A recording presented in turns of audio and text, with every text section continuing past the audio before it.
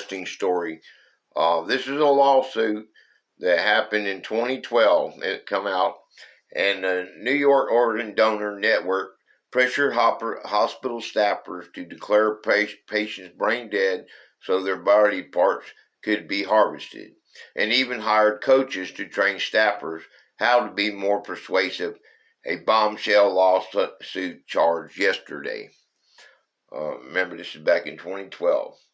Okay, now, the federally funded nonprofit used a quota system and leaned heavily on the next of kin to sign consent forms when patients were not registered as organ donors, the suit charged. Now, this is something that, like the hospital did to me, and they pressured her son to keep him. We'll keep her alive a couple more days if you sign her organs over. This is, I had told you in other videos how this is, how this has went on, how they do, it's like a program, I said. But here's evidence that I have found. They're playing God, said plaintiff Patrick Mahan, hope I'm saying that right, 50, an Air Force combat veteran and nurse practitioner who claims he was fired as a transplant coordinator after just 4 months for protesting the practice. Okay, the suit filed in Manhattan Supreme Court cited 4 examples of improper organ harvesting. Okay, in September 2011, a 19-year-old man injured in a car wreck was admitted to Nassau University Medical Center. He was still trying to breathe and showed signs of brain activity, the suit charged. But doctors declared him brain dead under pressure from donor network officials, including director Michael Goldstein, who allegedly said during a conference call, "The kid is dead, you got that?" The suit charged. The patient's family consented to have the organs harvested. I never did. I have been in Desert Storm, Iraq, and Afghanistan in combat. I worked on massive brain injuries, trauma, gunshot wounds, IEDs. I have seen worse cases than this, and the victims recover, McHammond told the Post. The same month, a woman was admitted to St. Barnabas Hospital in the Bronx, still showing signs of life, the suit said. She said a kidney transplant, it said right here, kidney transplant early in life, and the network officials used that to pressure her daughter into giving consent. All right, one of the family members was on the phone with, I had family members on the phone with Lisa, and she was trying to spit the tube out. Well, one of the family members is a nurse and said, "What's that doctor talking about? She's not brain dead. She's trying to spit the tube out." Okay, and so McMahon's objections were ignored by the neurologist, who declared her brain dead, and her organs were harvested, according to the suit. McMahon even claims he tried to get a second opinion. "I did. I tried to get her doctors from Dakota to go up to Gainesville to pronounce her dead, or to see what I saw. She squeezed my hands. Her eyes fluttered. Rex's got her to jump off the bed. I mean, she jumped up straight up in the bed when she went to see her. So she was fighting it. McMahon's objections were ignored.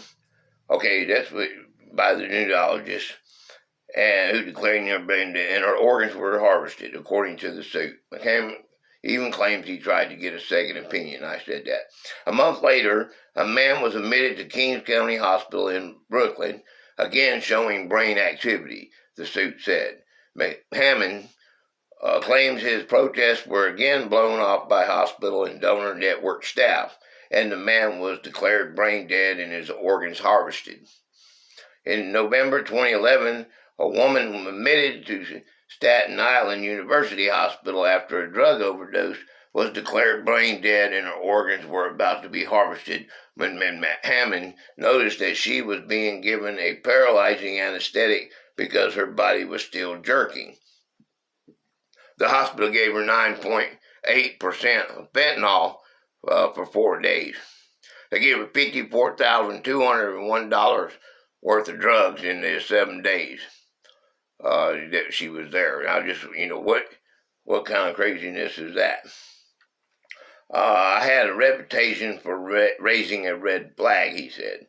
In order to harvest organs, the network needs an official declaration by a hospital that a patient is brain dead, and consent from the next of kin. The network hired marketing and sales professionals to coach workers to tailor their pitches and based on the family's demographics, said the suit filed by McHammond's lawyer, Michael Boreri, I hope I'm saying that right, Alexander Coleman, and Benita Joseph. The suit said that on November the 4th, McMahon told Helen Irving, president and CEO of the network, 1 in 5 patients declared brain dead showed signs of brain activity at the time the note is issued. Irving, the suit said, replied, "This is how things are done." Network spokesman Julia Riviera said she hadn't seen the suit, but noted that only doctors can declare a patient brain dead. She called McHammond's claims of a quota system ridiculous. There are no quotas. The Staten Island University Hospital spokesman declined comment. Representative for the other 3 hospitals could not immediately be reached. Okay, this is just something that I found on it. You wouldn't believe what all the stuff that I found on the internet. That's from you could go on Google and do. They said in China is the worst place. There was a guy who was arrested and put in jail for stealing organs. But this is a case where I was telling you about the brain dead. This is the flyer that I have. This is something I've been doing. There's my Lisa. Okay, and she was 53 years old. Lisa's grandbaby law bill. This is that bill I've been telling you about. I mean, I've got it. Or you can be an organ donor if you want to. It's just that they can't do it. She didn't want to be an organ donor. This is the whole point of it. And brain dead is not dead. You see that? This is a bill. I'm pushing. Okay. And unless I get, less than 6 million of us, or 7, you gotta have 7 million, I believe. There's the Bill of Rights.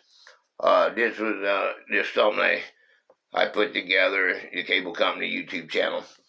This is something I put together. I got another thing that I put together here, too. If you see this right here, I don't know if you can see that. I'm the cable company YouTube subscriber.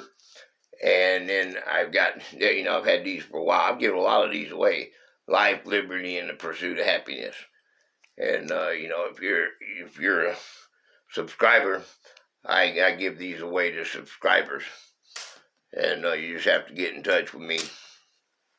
And I'll send one out to you. Just make a note.